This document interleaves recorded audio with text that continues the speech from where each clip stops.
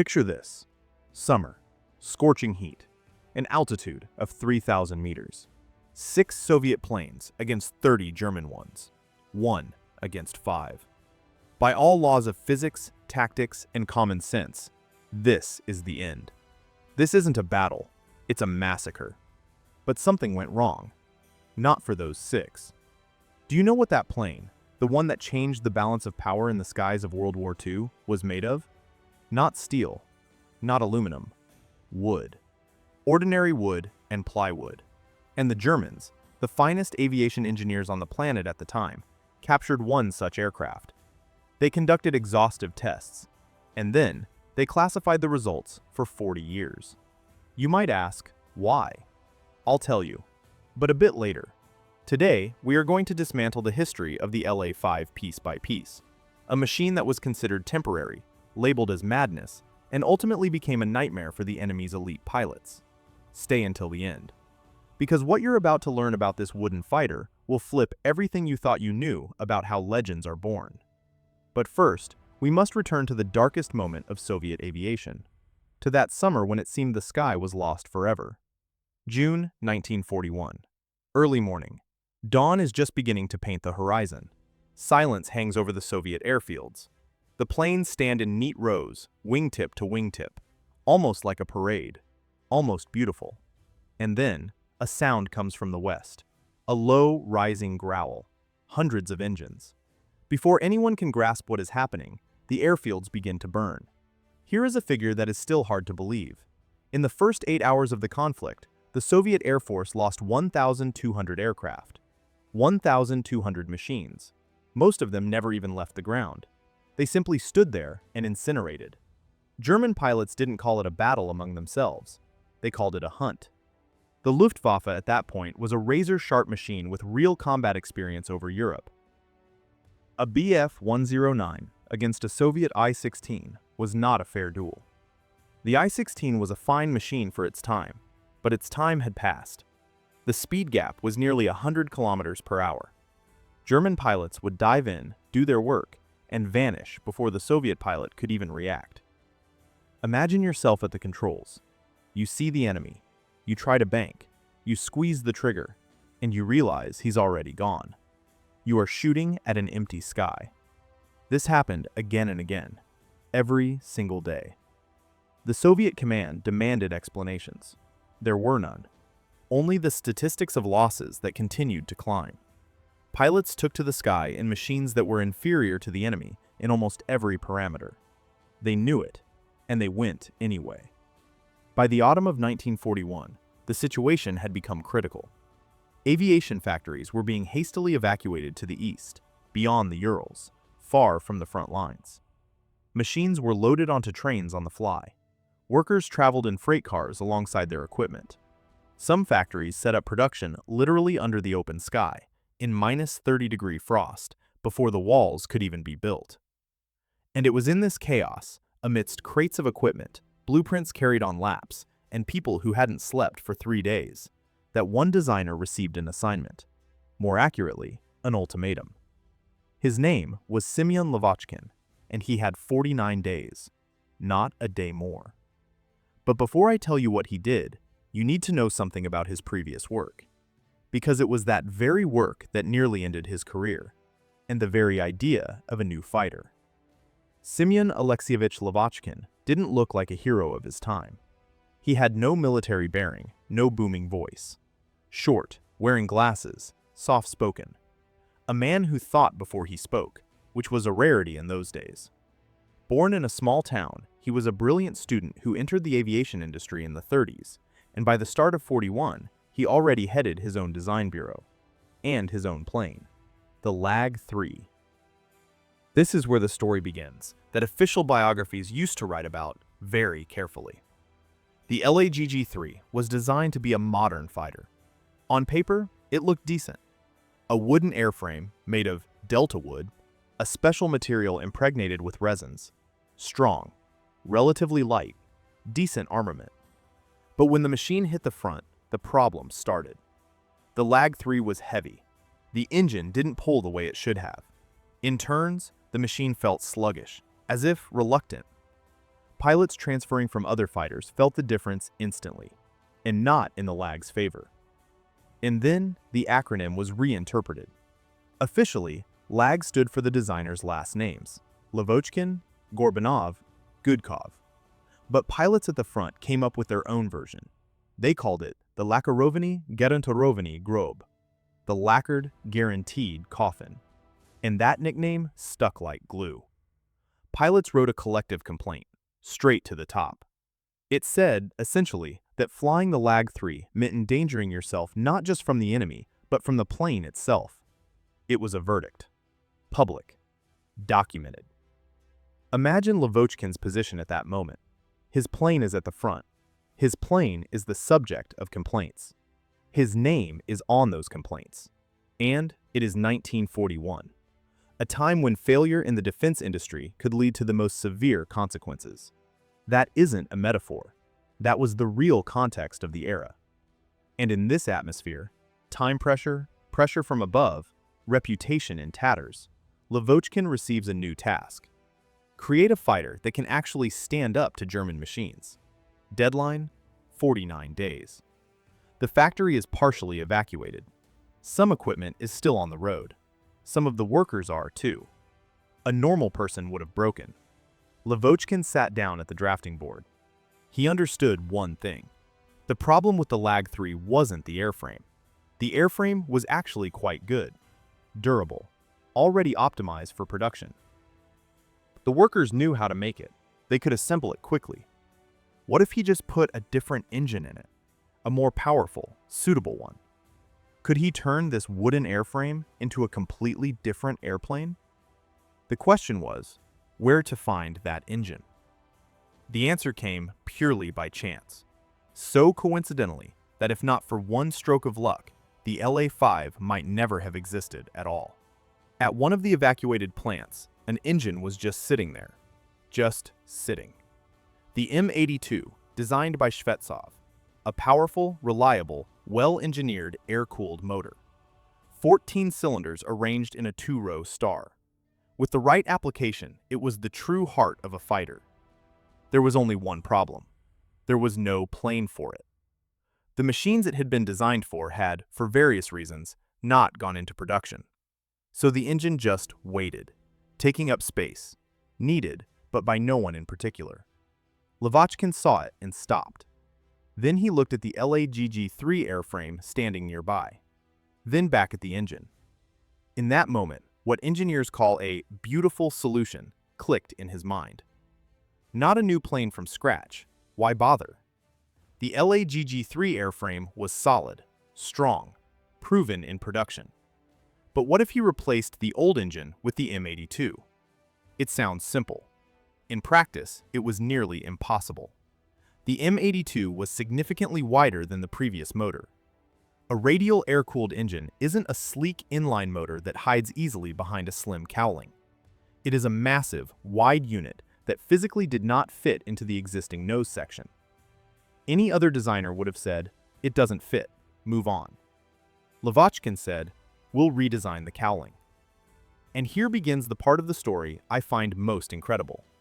Because what his team did over the following weeks wasn't just engineering. It was something close to obsession. They worked around the clock, literally. People slept on the shop floors, on crates of parts, under workbenches. They'd wake up and keep going. Blueprints were redrawn several times a night. A solution that seemed right at midnight would turn out to be a dead end by morning, and everything would start over. The cowling was redesigned. Then they discovered the plane's center of gravity had shifted. They redesigned it again. Then it turned out the oil system needed adaptation. They redesigned it again. Every solution pulled 3 new problems behind it. 49 days. Now, a separate word about the wood, because this is a part of the story often told incorrectly. Many think the La-5 was wooden out of poverty, that aluminum was scarce, so they built with what they had. That's not entirely true.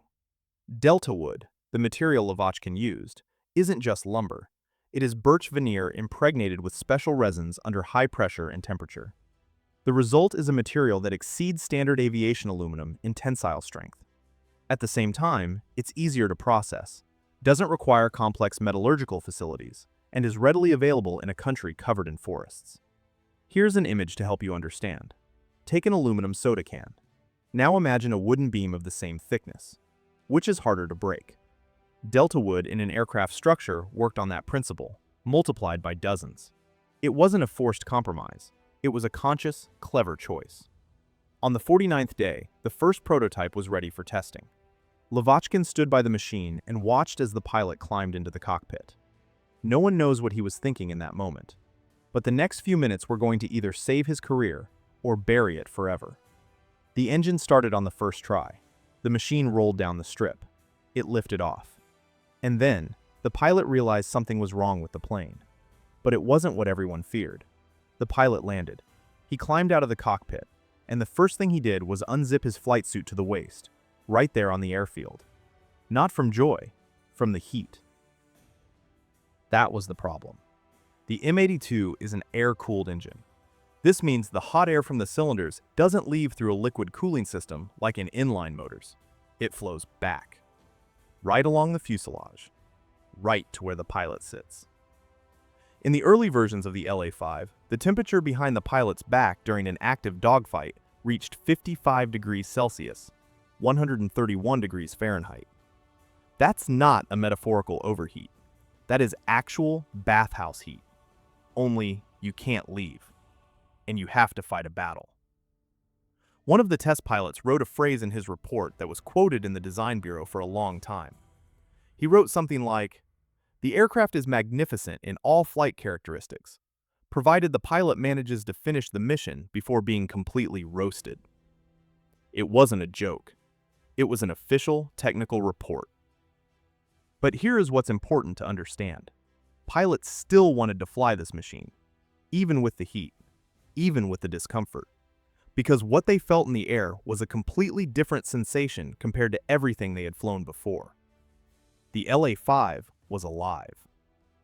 You see, there are planes that obey the pilot, and then there are planes that understand the pilot. Pilots who switched to the La-5 said exactly that. The machine reacted to the stick instantly. The turn was clean, without wobble. The climb was confident. At low altitudes, up to 3,000 meters, it did what German pilots never expected from a Soviet fighter. It didn't fall behind. It caught up. But problems remained. Besides the heat, rear visibility was insufficient. The early canopy design had blind spots, and in a dogfight, a blind spot behind you is a death sentence. Pilots nicknamed this sector the dead zone and developed the habit of constantly swiveling their heads, never stopping for a second. Refinements happened right at the front. It sounds crazy, but it's true. Mechanics made changes to the machines between sorties. The design bureau received reports from the front line and reacted immediately. It was a living design that improved in real time, under real pressure, from real circumstances. The La-5F appeared, with an improved engine and a partially solved ventilation problem. Then the La-5F-N, with a direct fuel injection engine. This was already a fundamentally different weapon. A direct injection engine didn't stall under negative G-loads, unlike the German carbureted engines. Here is what that meant in practice. A German pilot, trying to shake a pursuer, would dive down with a sharp maneuver. His pursuer in a carbureted Soviet machine would push forward. The engine would choke and lose power for a second. The German would escape. This trick had worked for years. On the La-5F-N, it stopped working. The Soviet pilot dove right after him. The engine didn't choke. The distance didn't increase. The German pilot would look in his rearview mirror and see that the enemy was still on his tail. It changed the psychology of combat entirely. By the autumn of 1942, the refined machines began reaching the front in significant numbers. And the first place where the La-5 faced its true baptism of fire was a city on the Volga. A city whose very name already sounded like something greater than just a city. Stalingrad. Autumn 1942. If you want to understand what an air battle is in the fullest sense of the word, this is it. Not individual skirmishes, not local clashes. A constant, grueling, round-the-clock confrontation in the sky over a single city. Hundreds of sorties every day, from both sides. The city below almost ceased to exist as a city. Factories, blocks, streets, it all turned into something else, into a landscape that defied normal description. Pilots returning from missions said navigating over Stalingrad was nearly impossible. The familiar landmarks had vanished. And into this sky came the La-5. The first encounters with German fighters yielded a result the Soviet command had long awaited and had almost stopped believing in. The La-5 was not inferior. At low and medium altitudes, it held its own. In turns, it excelled. German pilots were suddenly faced with a situation they weren't prepared for. The usual tactic, gain altitude, accelerate, strike from above, and vanish, stopped working as cleanly as before. The Soviet machine had time to react, time to turn. There was one specific episode worth telling separately. Hermann Graf, a German fighter pilot with an extraordinary tally of victories, one of the highest-scoring Luftwaffe pilots at the time. A man who knew aerial combat like most people know their commute to work, intuitive, without hesitation. In the autumn of 1942, his group encountered the new Soviet machines over Stalingrad. The battle was heavy. Graf returned to base and wrote a report. In that report was a sentence that the command initially viewed with skepticism. Graf wrote that the new type of Soviet fighter represented a qualitatively different level of threat compared to anything they had encountered on the Eastern Front. Not quantitatively, qualitatively. This wasn't panic. It was a professional assessment from a man whose competence was hard to question. The command requested details. What plane? What specs? How does it behave in combat? The answer came a few days later. Along with the answer came a request. Get one of these planes for study, intact. Or at least, intact enough to understand the design. But while the German side tried to figure out what they were up against, the sorties over Stalingrad continued, and Soviet pilots in the La-5 began doing what seemed impossible a year earlier. They began winning individual duels against highly trained, experienced opponents. Systematically, not by luck. One of the regiments flying the La-5 during this period reported a loss ratio over 2 weeks of fighting that had previously been a dream. For every machine lost, 3 enemy machines were downed. 3-1. In the skies over Stalingrad, autumn 1942. When this figure reached the design bureau, Lavochkin, according to his colleagues' memories, remained silent for a long time. Then he said only one thing: keep working. Because he understood, what happened at Stalingrad was only the beginning. Ahead was something bigger, something whose scale military historians still debate today. In the summer of 1943, both sides began preparing for a clash that was to decide, if not everything, then a great deal. And the decisive role in it was to be played not only by tanks, about which thousands of books have been written, but by the sky above them. A sky that, by then, no longer belonged to one side alone. Remember that episode we started with? 6 Soviet machines against 30 German ones? Summer 1943. The Kursk Bulge. I promise to return to this moment. We have. But first, the scale. Because without scale, this episode loses half its meaning. The Kursk Bulge in the summer of 1943 wasn't a battle in the usual sense. It was an operation where thousands of units of equipment were deployed simultaneously on a front hundreds of kilometers long. Tanks, artillery, infantry, and aviation. Especially aviation. On just one day, July 5, 1943, more than 400 planes from both sides were in the air over Kursk simultaneously.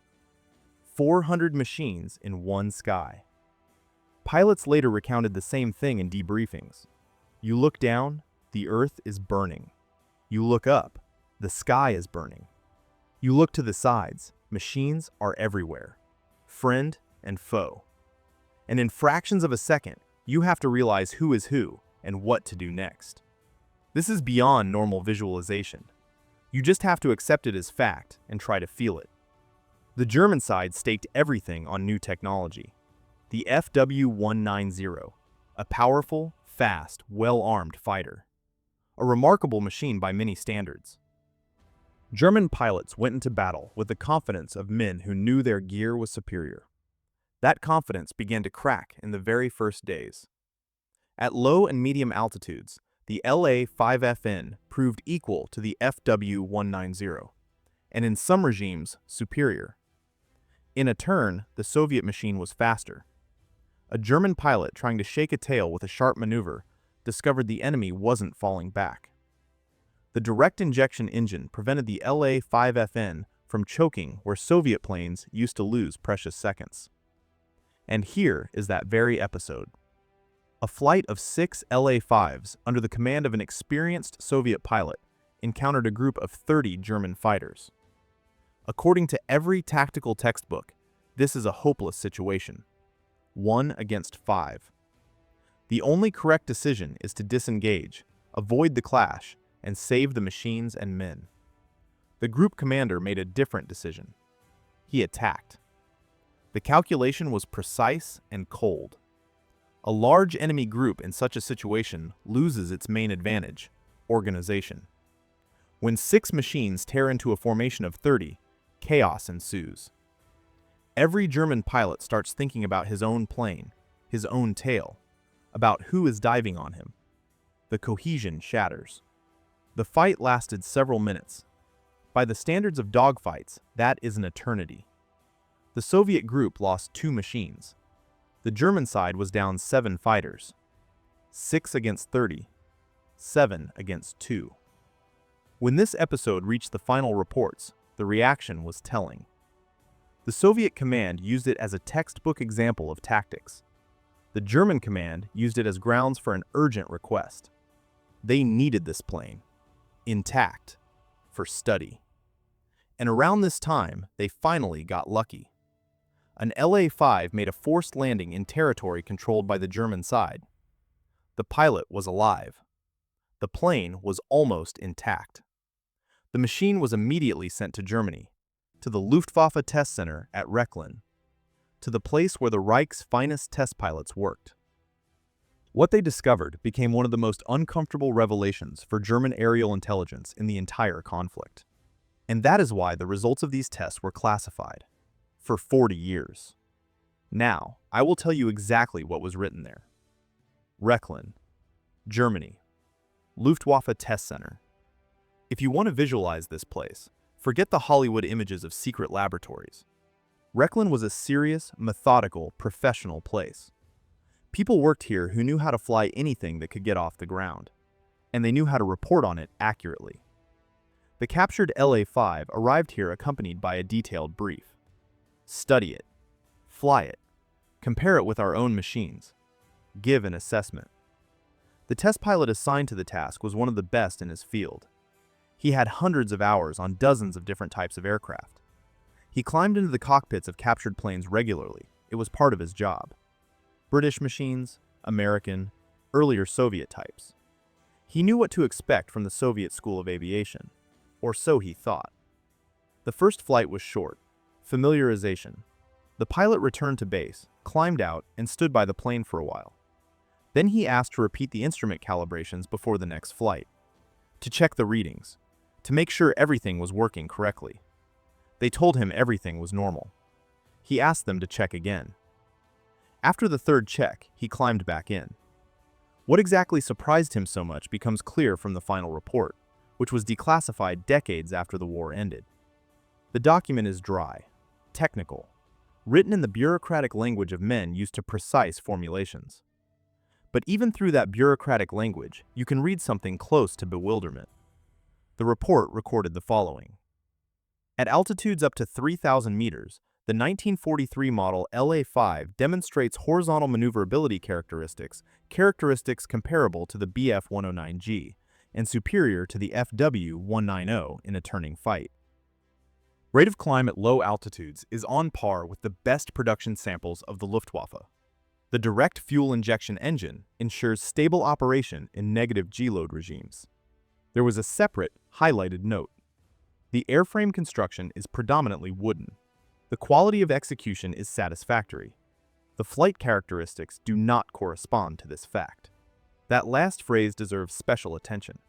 German engineers, raised on the cult of metal and technological precision, were faced with a machine made of wood and plywood, and were forced to write that its performance didn't match that reality, meaning it didn't fit into their worldview.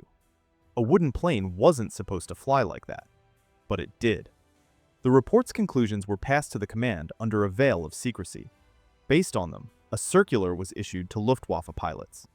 It ordered that when encountering Soviet fighters of the La type, they were to avoid prolonged turning battles at low altitudes. They were to use their speed advantage in a dive. They were not to allow themselves to be drawn into a maneuverable scrap. Let's translate that from military jargon to human speech. The finest aviation minds of the Reich studied a wooden Soviet fighter and officially warned their pilots, don't get into a dogfight with it. It will outplay you. This happened in 1943. No one outside a tiny circle of initiates saw this document until the 1970s. When the archives began to open, aviation historians read those pages with the same feeling one gets from a good detective novel, when you realize the solution was obvious all along, but no one wanted to see it. A wooden plane terrified the finest pilots of the Reich. But the most interesting thing isn't in the German report. The most interesting thing is who exactly was flying these machines.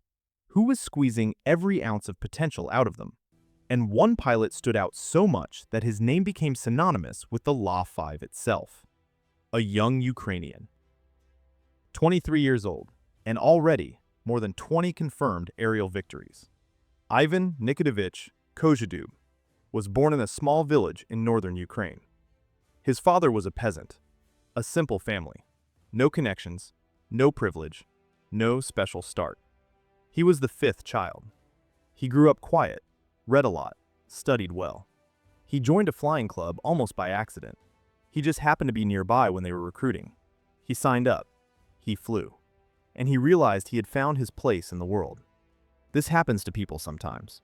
A person takes up a craft, and suddenly it turns out they were made for it. That everything in them, hands, eyes, reactions, intuition, works at some other level. Inexplicable. Simply a gift. For Kozhedub, it was exactly that kind of story.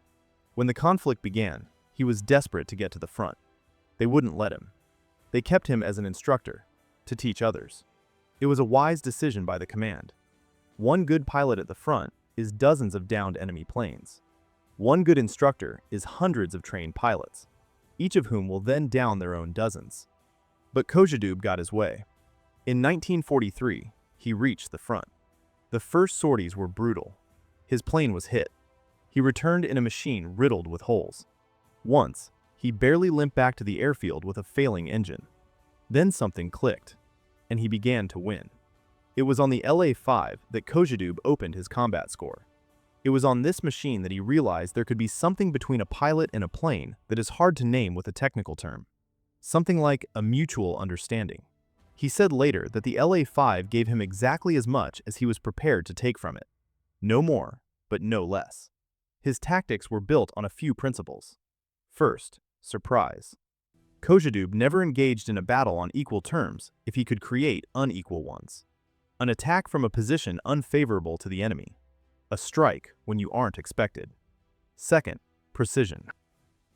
He opened fire from very short distances, much shorter than what was considered standard.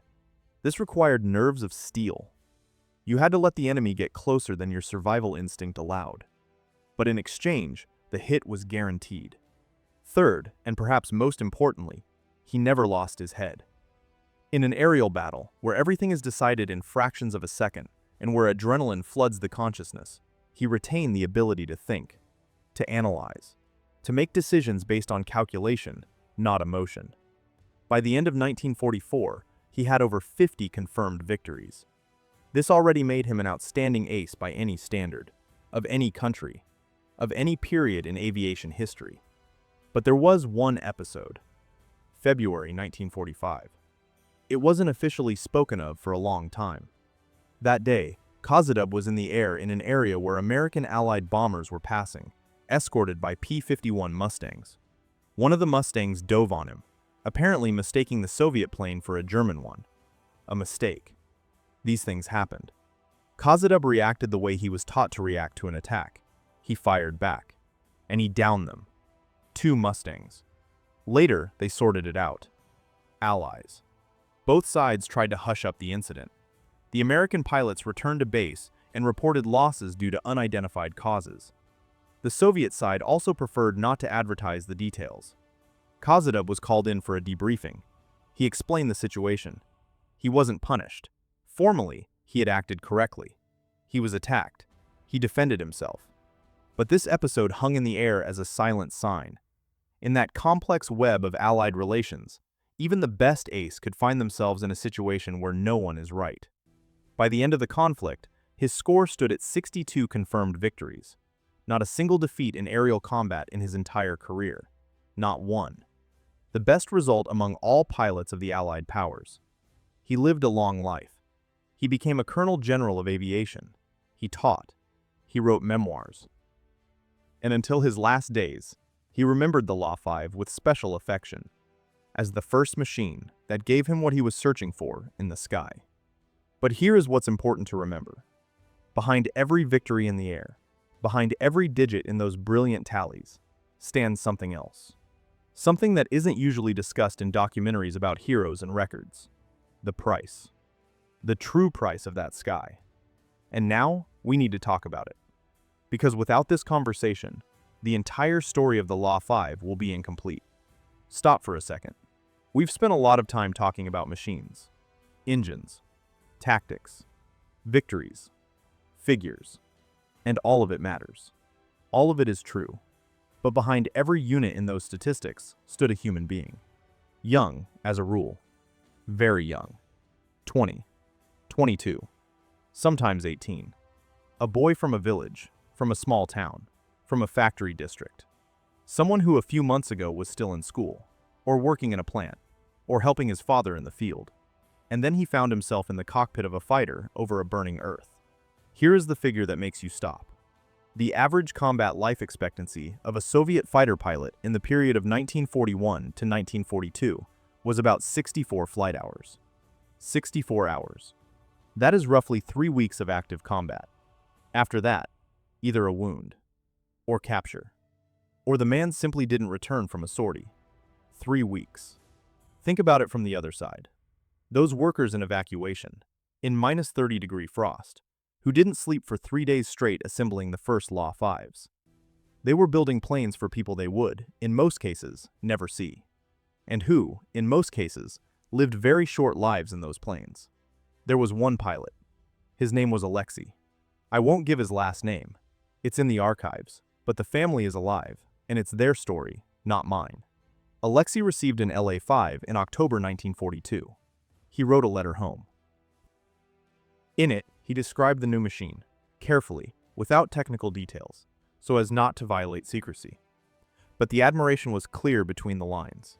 He wrote that for the first time, he didn't feel like a victim in the air, that the machine responded to him, that he believed again that he might come home. The next letter home from him never arrived. He failed to return from a sortie 19 days after he received his La-5. There are thousands of such stories, tens of thousands. Each is its own. Each breaks off in its own way. Some, abruptly, in the middle of a sentence. Others, gradually, when letters simply stop coming and the family keeps waiting for a while, not knowing. And here is the most important question of this video. Why do we talk about the airplane at all? Because the La-5 isn't just a pretty story about an engineering breakthrough. It is a story about how a good airplane saves lives, directly, specifically. Compare the figures. Before the La-5, the loss ratio in the air was catastrophic for the Soviet side. After, it changed. Not instantly, not completely, but it changed. And every percentage point of that change represents real people who returned from a sortie, who wrote a letter home, who lived. Lavochkin and his team, working 48-hour shifts without sleep in frozen factories, they were saving lives. They just never knew whose, and they never will. The workers on the assembly line, building these machines beyond the Urals, mostly young women, because the men were at the front. They were saving lives too, not knowing whose. That is the true scale of this story. Not Kozadub's 62 victories. not the classified German report, not the engineering paradox of a wooden plane that turned out better than a metal one, but the thousands of nameless connections between those who built and those who flew, between those who worked through the night in the shop and those who rose into the sky in the morning. Those connections were never recorded in any document, but they were real. The conflict ended. The planes were mothballed. Many of those who flew and built them are gone. But the story they left behind, it hasn't gone anywhere. And now, in the finale, we need to talk about what remains, what can be seen, touched, what stands in museums and reminds us of those whose names we don't know. Somewhere in Monino, outside Moscow, a plane stands. It's not new. The paint is cracked in places. Time takes its toll even on those who survived the worst. But it stands. And if you get close enough, you can see the details that aren't visible in photographs. The rivets, the panel joints, the traces of that same delta wood under layers of varnish and paint. It's an La-5, one of the few preserved. There are very few of these machines left in the world. Just a handful. A few in Russia, one in Poland, one in Finland. Each of them is a story we almost lost, that almost didn't reach us. I want to return to where we started. Summer, heat, altitude of 3,000 meters, 6 against 30. Now you know how that story became possible. You know about the 49 days in a frozen factory, about the engine that no one wanted, about the delta wood that was mistaken for weakness, but proved to be strength, about the pilots who roasted in their cockpits and still asked for this specific machine, about the German report that lay under a secrecy stamp for 40 years, about Lavochkin, who sat at a drafting board when any other person in his place might have given up, about Kozhedub, who found something more than just a tool in this machine, about those whose names we don't know. Here is what I think about this story, and it is the main thing I wanted to say from the very beginning. The La-5 didn't appear because conditions were ideal. It appeared in spite of conditions. In spite of the cold, the lack of materials, the pressure from above, the previous failures, and the common sense that said a wooden plane couldn't compete with a metal one. It appeared because a few people decided to try. It sounds simple, almost cliché, but think about the context in which they did it, about what was at stake, about what the alternatives were if they hadn't succeeded. They succeeded. And in that is the universal lesson of this story. Not about aviation, not about technology. It's about what happens when a person, in a completely hopeless situation, chooses to act anyway. Sometimes, a legend grows out of that choice. Sometimes, a wooden airplane that the finest pilots of its time feared. That La-5 in Monino stands in silence. People walk around it. Children reach out to touch it. Adults take photos. Someone reads the plaque. Someone just looks. And none of them, most likely, are thinking in that moment about the German report, or the loss ratio, or the technical specs of the M82 engine. They are just looking at a plane, at a wooden plane that changed the sky over an entire continent, that was built in 49 days by people working in the frost, that terrified those who were considered invincible in the air, that is made of wood, of ordinary wood. If you ever find yourself near such a plane, in Monino, in Poland, in Finland, or anywhere else, stop. Don't take a photo right away. Just stand there for a moment. Listen. It seems to me that these machines have something like a memory, not in a mystical sense, in the simplest one. They remember the hands that assembled them. They remember the sky they flew in. They remember those who sat in the cockpit. And as long as they stand, that memory isn't going anywhere. Thank you for watching until the end. This was the story of the La-5, the story of the wooden plane the Germans feared most of all.